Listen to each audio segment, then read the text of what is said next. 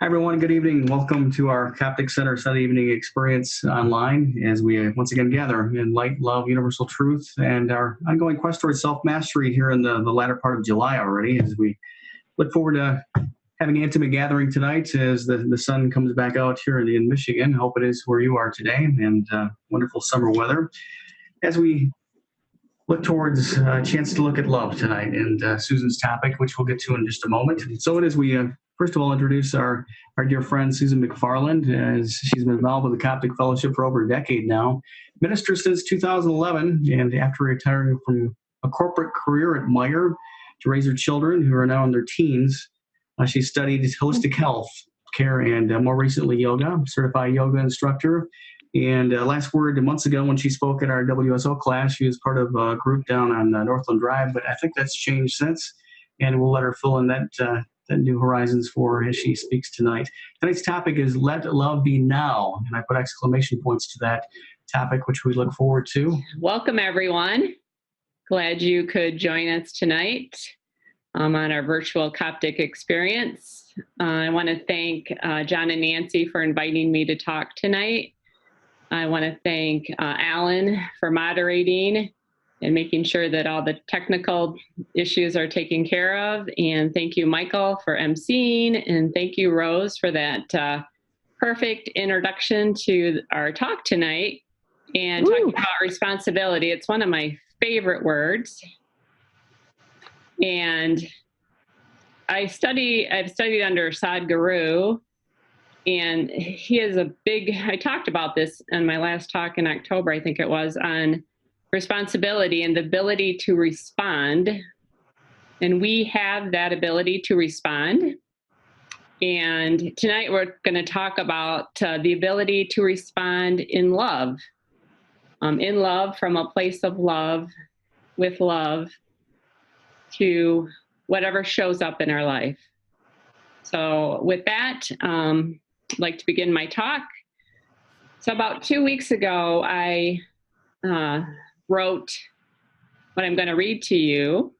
I think it was about the day before John called me and asked me to talk. And I've have a busy life and 2 teenagers and a mom in assisted living right now, and really haven't thought about talking. Didn't know what I was going to talk about, but I was led to talk about what I wrote about, which is entitled, I Let Love Be Now. And so I'm going to read that. And then I'd like to have some discussion afterwards. So hopefully you're willing and able participants. Usually when I talk at the Coptic Center, I ask questions and I try to engage people, and it's a little more difficult here. But we're going to try to do that. So I'm asking for your help in doing that. So I want to ask a question. If you have anything that you want to share, please feel free to do that. So with that, I will start with what I wrote about 2 weeks ago, and it's called I Let Love Be Now. Now belongs to this moment. Its presence comes with awareness. Allowing love to be now, I find that is enough. In the same instance, it is infinite and expanding, encompassing all time at once. Love envelops and enhances the now. Visiting my mom with dementia, together we live in love. Joy and comfort are found in appreciating each second of hand-holding or back rubbing. Relishing each conversation, I stay focused on her. We marvel at the flowers and the birds as we stroll around outside, truly admiring our surroundings. To live as if each breath counts is to let love be now. Caring for my mother in her time of rest, while at the same now juncture, raising 2 teenage daughters, helps me to understand the duplicity of life. Both circumstances require love. Love through ever-changing limits and the constant flux of emotions. guides the ebb and flow while remaining the one constant in the now. Love is present. What may be missing is my attention to it. Love is now, and now is all there is. Therefore, love is all there is. Vigilant attention to this truth will bring a state of clarity and calm to my inner reality, which ultimately reflects on my outward actions. And that is what I wrote and what I want to talk about. So my question to you tonight is, where is love? So think about that for a minute. Where is love? And if anyone would like to respond, please feel free to do so. If you're muted, you can unmute. And if you're not muted, you can talk. So, Susan, this is Rose. Hi, Rose. I had an aunt who had Alzheimer's, and it's just, love is a feeling, I think. Yes. Because I truly felt love from her, yes. And I think she felt love from me. For sure. So it's very difficult because they really can't talk to you anymore. Mm-hmm. But to me, it was a feeling. Yeah, definitely. My mom can still talk. She's still communicative. She just has no memory. She has no short-term memory. She has long-term memory. So we just live in the moment, because each moment she just has to, she's very confused. And so I just, luckily I can get in there now twice a week for 2 hours a week for the first time since March. So that's good. But we just, I'm just with her, and I just very present at that time. And it's really taught me just to be, I'm always a person who thinks ahead and plans ahead and wants to control what's going to happen. And, with COVID and with dementia and Alzheimer's and with teenagers, that's not possible. So you just have to, live with what shows up and come from a place of love. And that's really as simple as it is. Well, Susan, I was so sad to see you write about that. I wasn't aware of the fact that your mother had dementia. Yeah. I remember the few times she was with us in the kids program. Yes. And now that was probably 7 or 8 years ago. Mm-hmm. Did this come on fast for her? The transition, she basically in November is when everything started showing up pretty definite, that we knew we needed to get her into some assisted living. She was living on her own by herself. Mm-hmm. And in December, that was just no longer possible. So she ended up moving into Boulder Creek in Rockford the day after Christmas. Okay. Yeah. Well, that has to be a lot of comfort for you to know that she's being supervised. And yes, it was huge, because December I had to be with her all day, every day. So yeah. Okay. Yeah. So yes, but that's that living in that, and especially with the COVID situation where I was seeing her every day, and then in March, that stopped and hadn't been able to see her, and she literally thought we had died. Oh. And until we were able to get back in she's in hospice care now. So the last 2 weeks we've been able to see her, and now she knows that we're still alive, and that has really made a difference. But it had to be frightening for her. It's moment to moment living, and you just live in a state of love. And I just, I don't disagree with her. Mm-hmm. I don't argue with her. I just, do what I need to do in the moment, whatever shows up. So, yeah. Right. Anyone else have any thoughts on where love is? I do. Yes.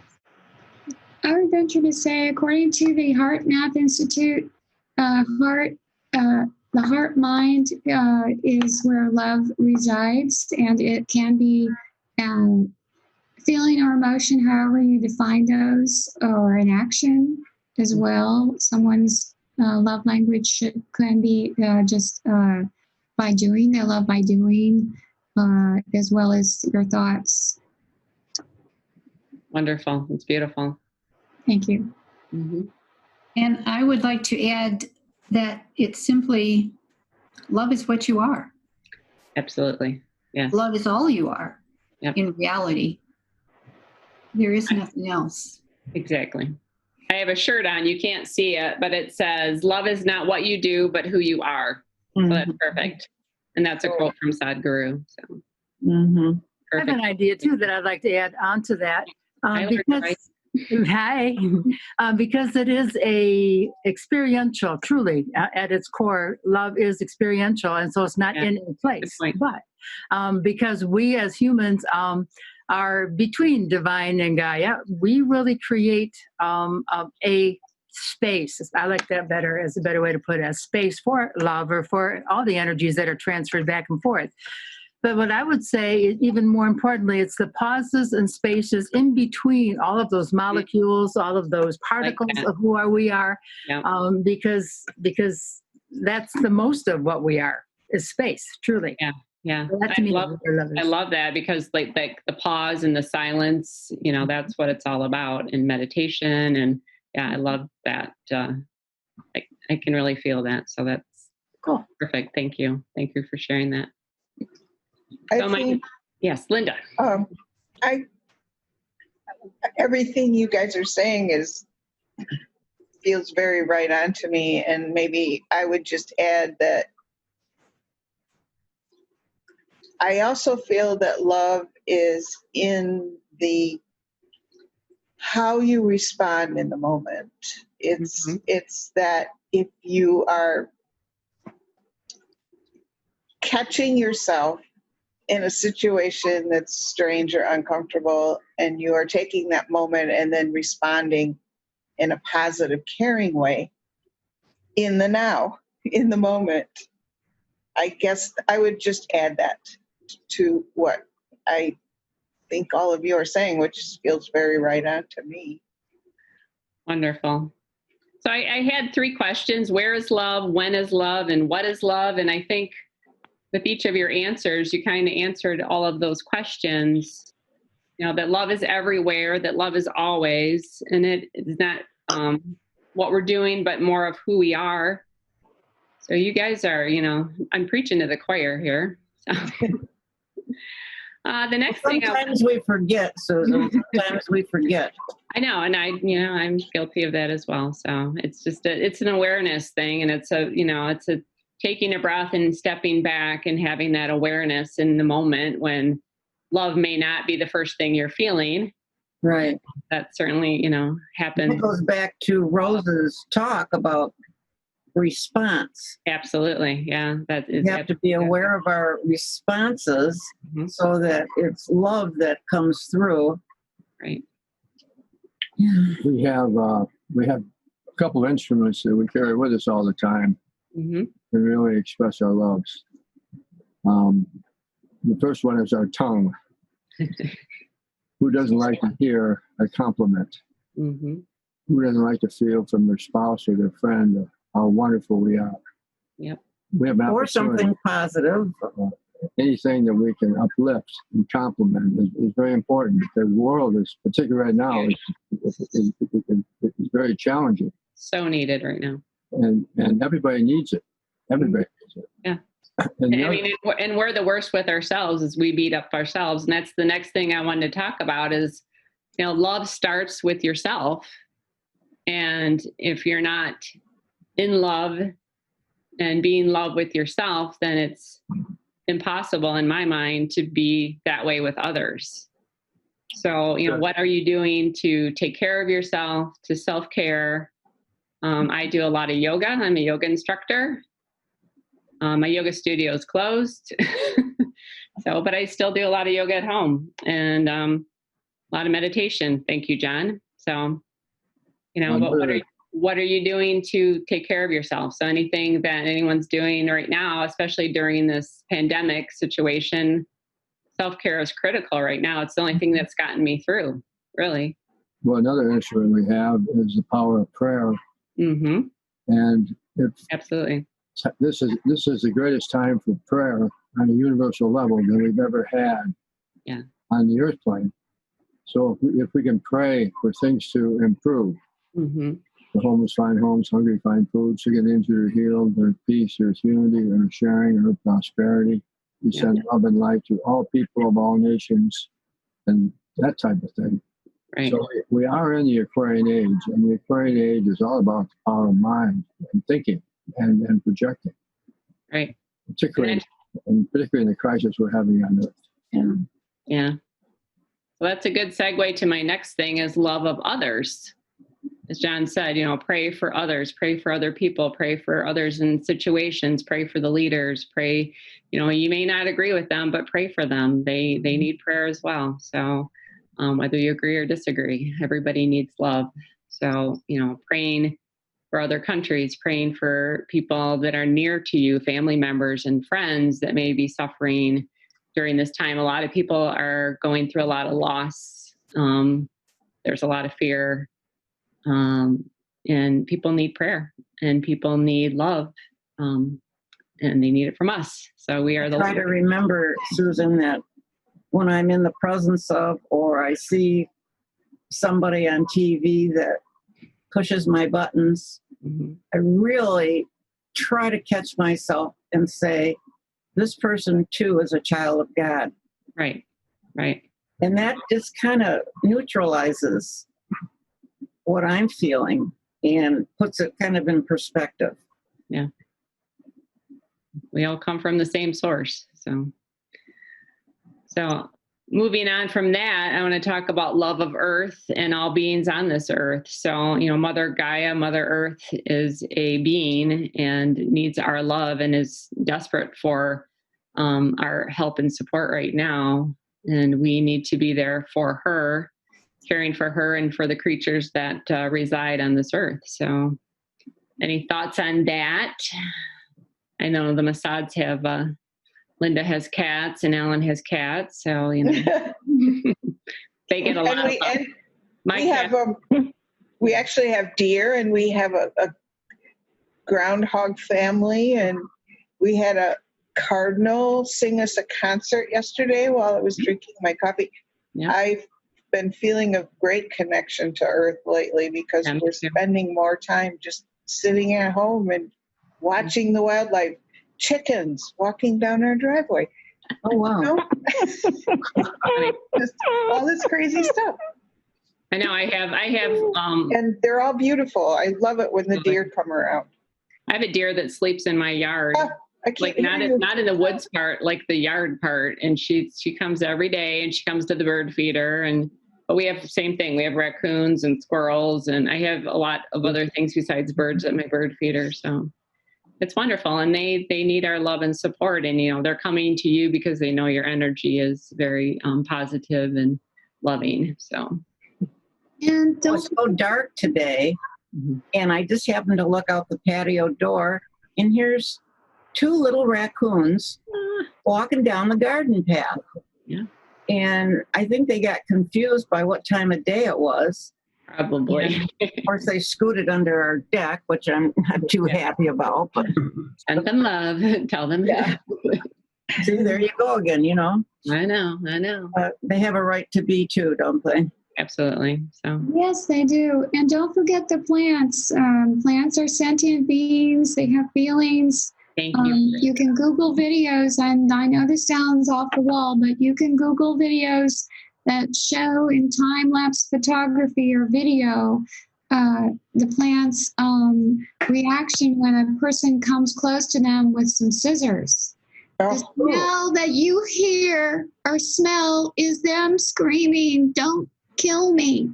Yeah, Don't kill me." That's a good point on the plants. I'm an herbalist as well, so I'm very fond of trees and plants. I love trees. I leave my roses on the bush and I can enjoy them just fine from the window. Yep, for sure. And don't forget the bears. Oh. The city of Asheville sent out a bear alert a week or so ago. Oh, bears? Did you say bears? One. Yeah. Oh, yeah. And I've actually had bears in my backyard. So don't forget the bears. We had one 2 miles from here near Rockford. So the only problem with the bears is they usually destroy my fence. And I have to get it fixed. Oh, well. Those are all beautiful thoughts, everyone. So thank you for sharing. You guys are doing a great job in interacting. So I'm glad that I don't have to talk for 20 minutes straight. Question with animals, Susan? Yeah. What's the behavior of our dog, Emmett? He's through this time of the pandemic, they said on the news that animals are going to behave differently when you have this time off and then you go back to work like I have. And Emmett's been kind of mopey lately, especially today with the rain and everything. But has your pets and Linda and Ellen, has your cats been the same way? They know there's an energy change or something. Well, we work at home, so Yeah, that's true. Me too. So as far as the cats are concerned, it's just life as normal. yeah. Cats are a little different than dogs. They're like, whatever. When are you leaving? When are you leaving again?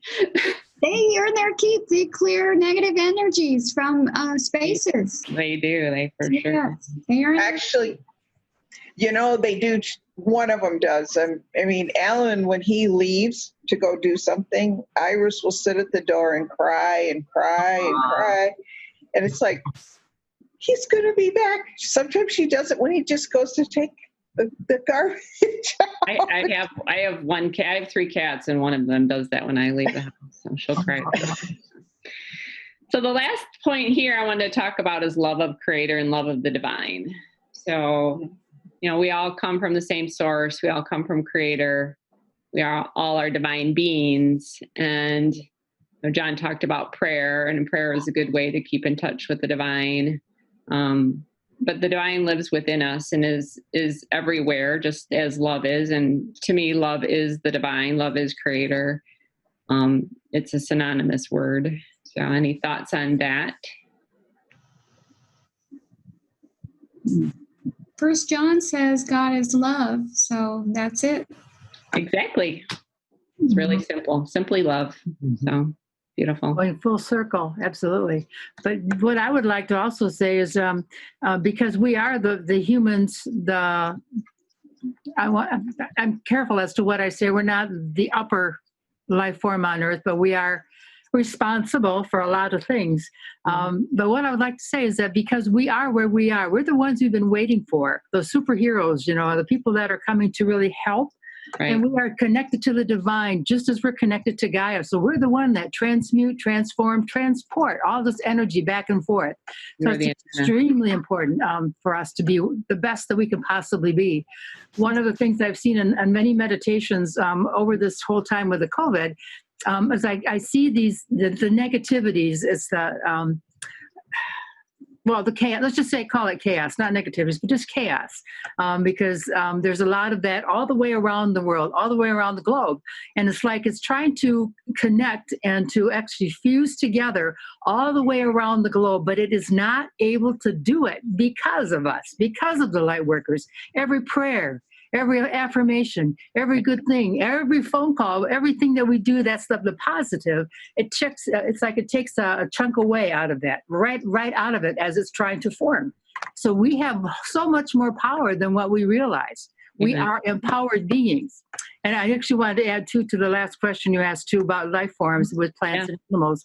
Because the energies are so much higher, the frequency has shifted and changed so much, we have a lot more. And even if we can't see them with the eyes, we know them of the higher, but what we're used to calling fantasy animals like dragons or unicorns. Good old Dave has his dragon with him all the time. And I make sure they're in the front and back of the car when we just go down the road. Just, and it's so funny because I can see it sitting on top there. Talk about hood ornaments, It's really kind of funny how you can envision it. And it gives you that lightness of being when you connect with those. So I just wanted to add that.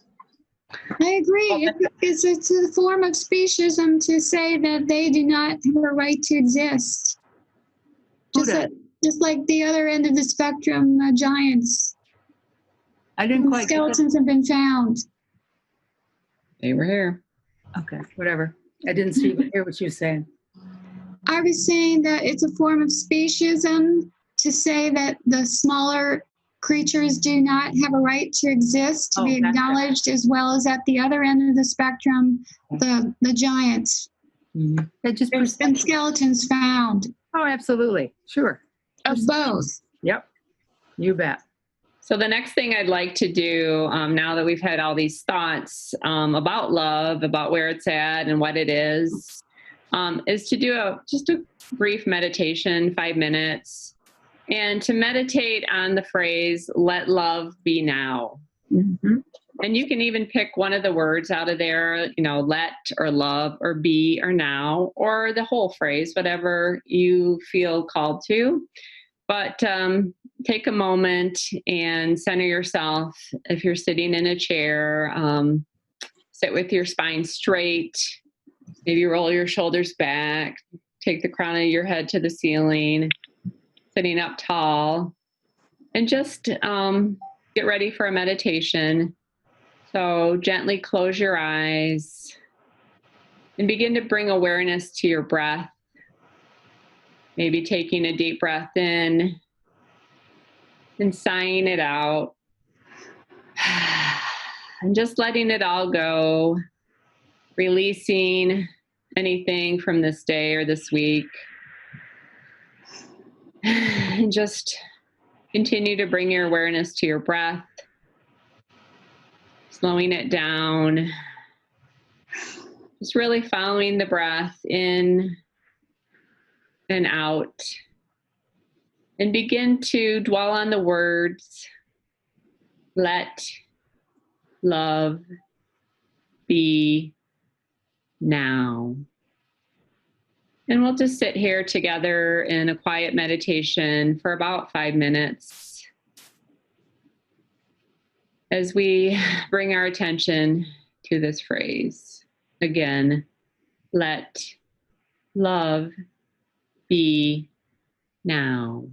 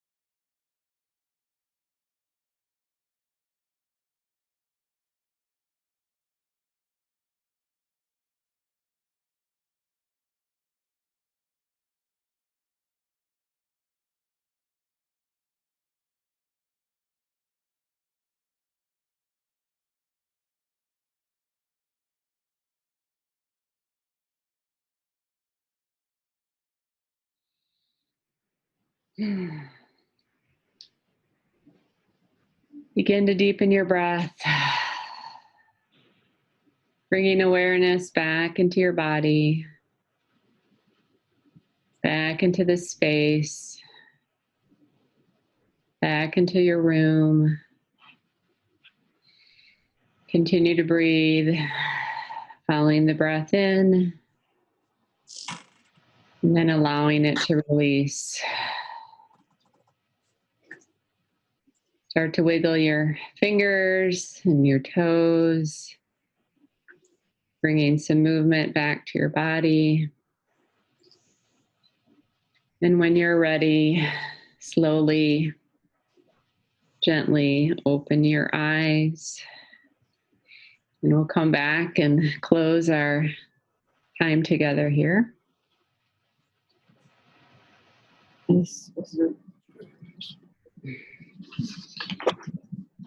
I have everybody back. I do like to read from Hamid Bey. I do like to incorporate Hamid Bey's thoughts and words into my talks, if you've been to some of my talks. So this is no exception. I'm going to read from The Power of Love. It's backwards, I know, but Power of Love, Lesson 25. So it's on the first page. And I would like to end with some of Hamid's words. So bear with me, I'll read these to you. Love is the mysterious key which opens all doors, as no door can remain closed to love, no matter how thick it may be. As long as we are alive, the power of love exists within us. Without love, we could not exist. We cannot measure the power of love, nor can we dictate how love should work. Because love is stronger than reason, stronger than man. Love is God working through men, and man directs that love. Love, like any one of our five senses, with the exception that it is extremely more powerful and is a power of good, no matter on whom or what we bestow it. It will melt a heart of stone if we persist, because it is the pure power of God, and we are the instruments of its expression. Thank you, Hamid. Thank you. Very good. So with that, I'd like to close and remind everybody, in all circumstances and situations, let love be now. Namaste. Namaste. Thank you, Susan. That was wonderful. Yes. Thank you for participating. Everybody gets an A+. Very wise people here. So very good.